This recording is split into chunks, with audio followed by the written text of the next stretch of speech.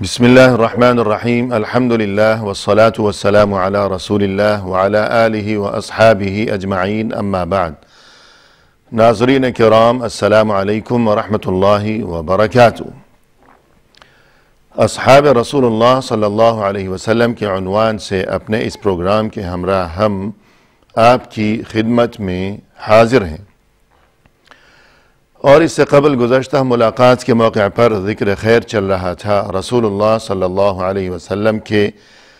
بہت ہی مشہور و معروف صحابی کعب ابن مالک رضی اللہ عنہ کے بارے میں، اور اس حوالے سے ہماری گفتگو یہاں تک پہنچی تھی کہ سن 9 ہجری میں غزوہ تبوک کا جو تاریخی واقعہ پیش آیا تھا،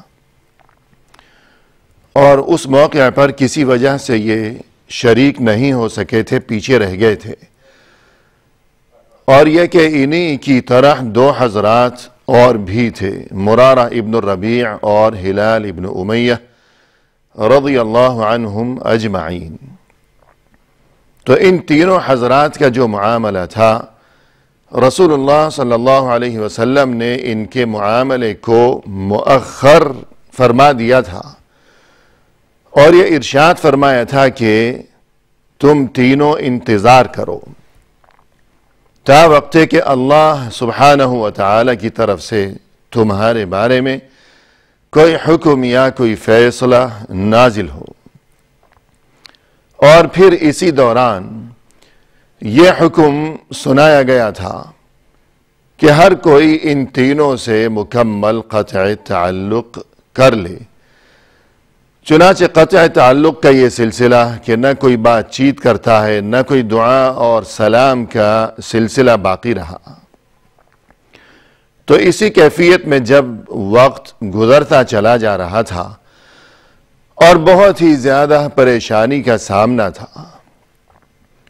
اور یہاں تک کہ یہ زمین اپنی تمام تر وسعتوں کے باوجود انہیں اپنے لیے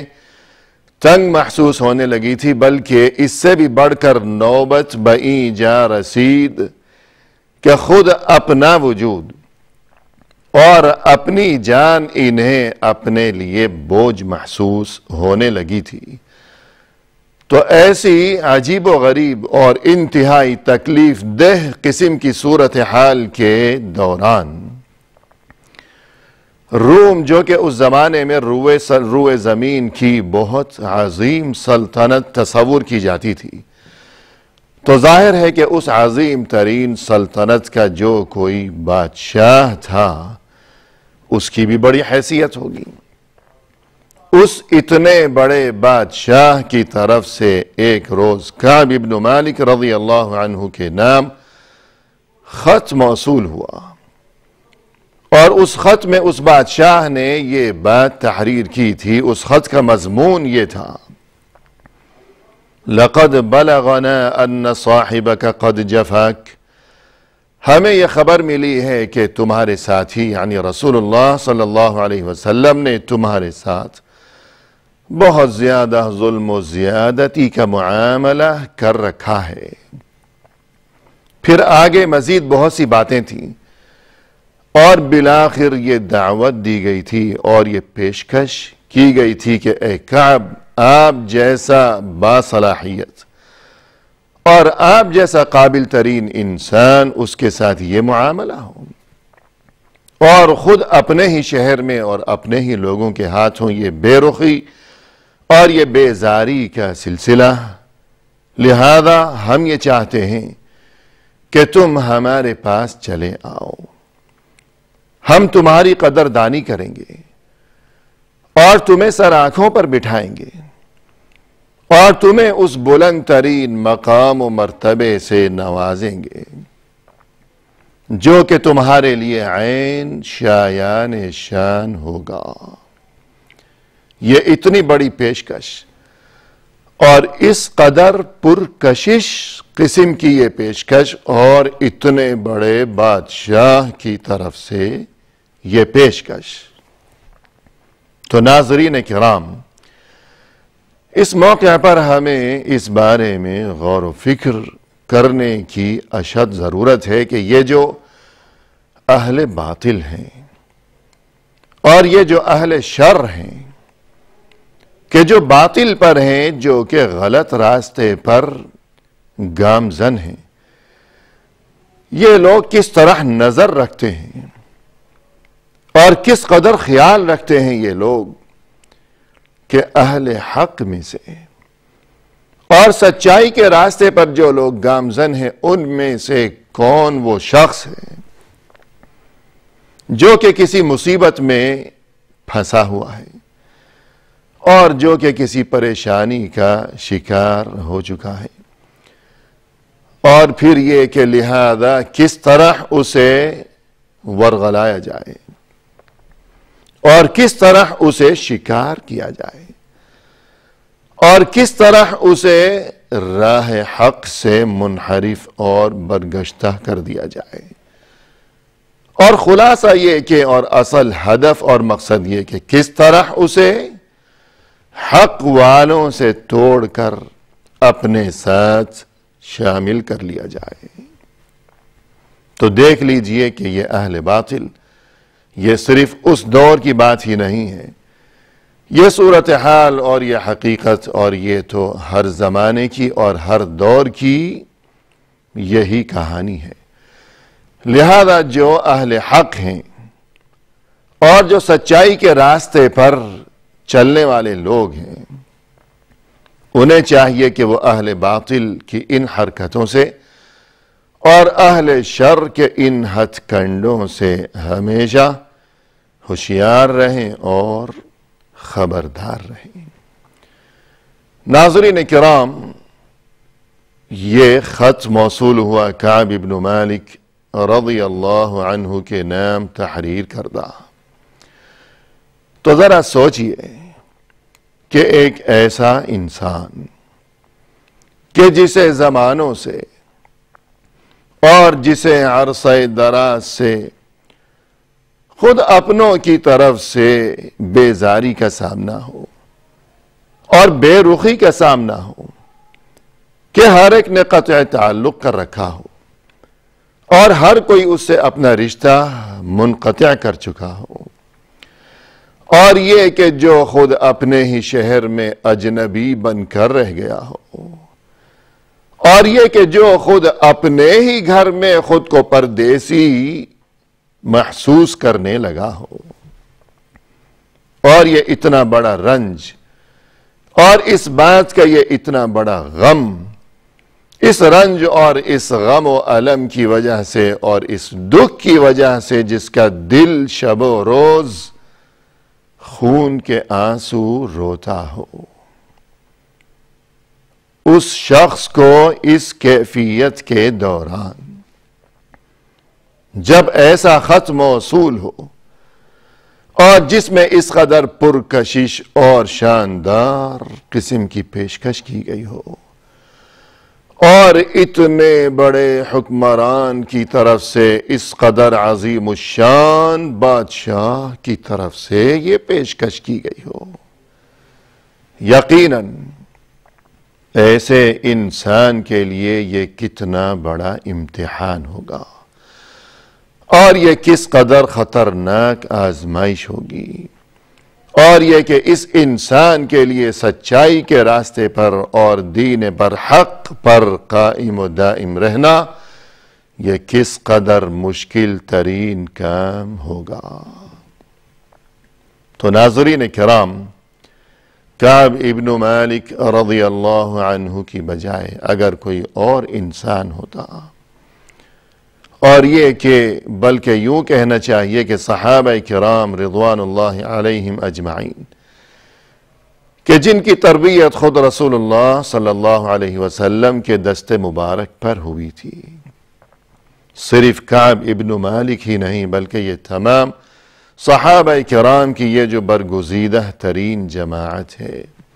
ان کے سوا اگر اور کوئی انسان ہوتا تو اس پیشکش کے موقع پر اس کی کیا کیفیت ہوتی،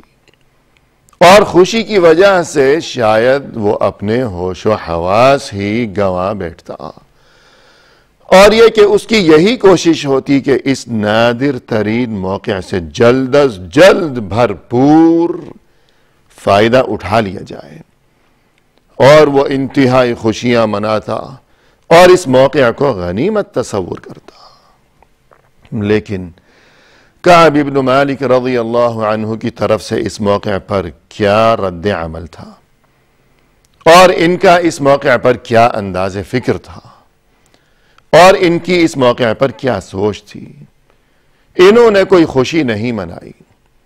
اس موقع کو اور اس پیشکش کو غنیمت نہیں جانا، اور یہ کہ جلد از جلد اس نادر ترین موقع سے بھرپور فائدہ اٹھانے کے لیے کوئی تگ و دو اور کوئی بھاگ دوڑ نہیں کی، بلکہ ان کا انداز فکر اس موقع پر کیا تھا کہ وہ خط پڑھتے ہی فوراً سب سے پہلے جو جملہ ان کی زبان پر آیا، اور ظاہر ہے کہ یہ جو زبان ہے، اللہ نے یہ جو زبان، یہ جو نعمت، یہ بولنے کی طاقت اور یہ قوت گویائی ہر انسان کو جو عطا کر رکھی ہے، یہ زبان تو دل کی ترجمان ہوا کرتی ہے، جو کچھ دل میں ہوتا ہے وہی زبان پر آیا کرتا ہے۔ تو اس موقع پر ان کی زبان سے اولین جو جملہ ادا ہوا، سب سے پہلے جو بات کہی بے اختیار کہنے لگے کہ اپنا یہ قصہ بیان کرتے ہوئے کہتے ہیں کہ قلت وَهَذِهِ مِنَ الْبَلَاءِ، یعنی اس موقع پر بے اختیار میری زبان سے یہ جملہ نکلا کہ وَهَذِهِ مِنَ الْبَلَاءِ، کہ ارے یہ تو ایک اور آزمائش سر پہ آ پڑی ہے، یعنی میں کیا کروں کہ میری کیفیت تو یہ ہے کہ مجھ جیسا بیچارہ انسان جو کہ عرصہ دراز سے کتنے دن بیت چکے ہیں کہ میرا تو حال یہ ہے کہ پہلے ہی اتنی بڑی آزمائش، اتنا بڑا امتحان، میں تو پہلے ہی اتنے بڑے امتحان میں پھنسا ہوا ہوں، اور یہ کہ یا اللہ اب کیا کروں، نئی آزمائش سامنے آ کھڑی ہوئی ہے۔ تو دیکھ لیجئے ناظرین کرام کہ وہ کس قدر عظیم انسان تھے، ان کی عظمتوں کو سلام، ہمیں ان کی عظمتوں کو سلام پیش کرنا چاہیے۔ کعب ابن مالک رضی اللہ عنہ نے اس پر خوشی کا اظہار نہیں کیا، اور اس پیشکش کو اپنے لیے غنیمت نہیں جانا، بلکہ اسے آزمائش سمجھا، اور پریشان ہو گئے کہ میں تو پہلے ہی اتنی بڑی آزمائش سے دوچار ہوں، اور یہ آزمائش کے اوپر مزید ایک اور آزمائش آ پڑی ہے، اب نہ جانے کیا بنے گا میرا۔ تو وہ انسان جس کا یہ طرز عمل ہو اور جس کا یہ انداز فکر ہو، یقیناً یہ کام اور ایسا انداز فکر اور ایسا طرز عمل وہی شخص اختیار کر سکتا ہے کہ جس کے دل میں اللہ پر ایمان انتہائی مضبوط ہو، اور جس کے دل میں اللہ پر یقین خوب راسخ ہو، اور جس کا دل اللہ پر ایمان کے نور سے خوب جگمگا رہا ہو، اور جس کا دل کسی بھی قسم کے شک و شبہے سے مکمل پاک ہو اور صاف ہو۔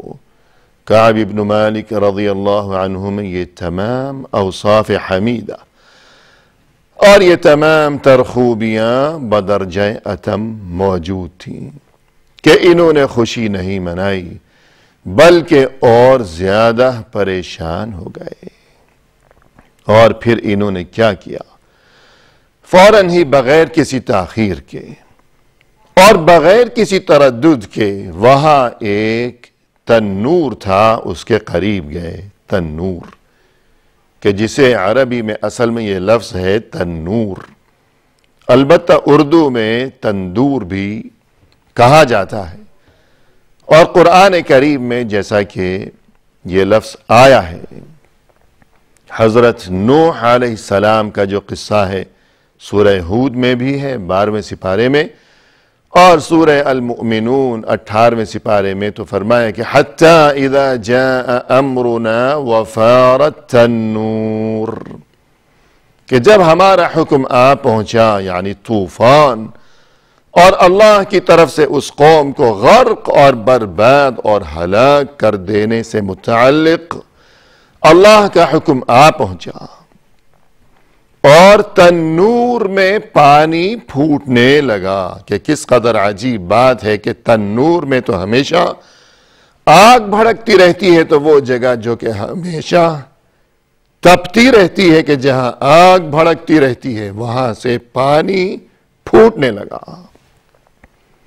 پھر وہ پانی اس قدر زیادہ ہو گیا کہ تمام دنیا غرق ہو گئی۔ تو الغرض کہنے کا مقصد یہ کہ قرآن کریم میں بھی یہ لفظ التنور آیا ہے، البتہ اردو میں تنور بھی کہتے ہیں، تندور بھی کہتے ہیں۔ تو کعب ابن مالک رضی اللہ عنہ فرماتے ہیں کہ وہاں قریب میں جو تنور تھا، کہ جہاں اس محلے کے لوگ روٹیاں پکایا کرتے تھے، میں اس تنور کے قریب گیا اور فوراً میں نے اس خط کو اس تنور میں ڈال دیا۔ یہ حشر کیا، یہ سلوک کیا اس خط کے ساتھ۔ اور انہوں نے ایسا کیوں کیا، اس کے پیچھے کیا حکمت اور کیا سوچ کار فرما تھی، اور اس میں ہمارے لیے کیا سبق ہے کہ برائی کی طرف جو چیز ہمیں پہنچانے کا سبب بن رہی ہو، اس سبب اور برائی تک پہنچانے والے اس وسیلے اور اس ذریعے کے ساتھ ہمیں کیا سلوک کرنا چاہیے۔ اس بارے میں ناظرین کرام انشاءاللہ آئندہ ملاقات کے موقع پر مزید گفتگو کی جائے گی۔